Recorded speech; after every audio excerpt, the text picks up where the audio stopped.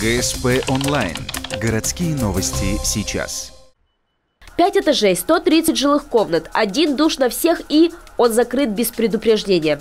Таковы реалии в одном из общежитий Ухты. В понедельник, 3 сентября, жильцов дома 4/1 по проезду строителя просто поставили перед фактом. Пользоваться душем вы больше не будете. Это при том, что не так давно они сами сделали в помещении ремонт. Жаль, этого оказалось недостаточно, чтобы не мешать соседям снизу. Сначала в душе перекрыли воду, потом демонтировали лейки.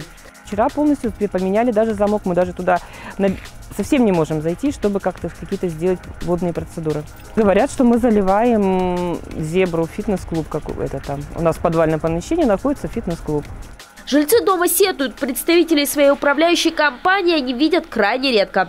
Плохое обслуживание дома сама управляшка объясняет просто: вы не платите по счетам. Но в этот раз фирме, к слову, с не самой лучшей репутацией в городе, ничего не помешало закрыть людям душ, поменяв врезные замки на дверях. Мы позвонили в УК с вопросами об этом. Несмотря на то, что жильцам рабочие ничего не объяснили, нам поведали. Теперь на месте идут ремонтные работы. В подвале герметизируют трубы, а лейки демонтировали для того, чтобы просушить стены. Сотрудница ООО «Энума Элиш», которая отказалась нам представляться, пообещала, душевую откроют к концу недели.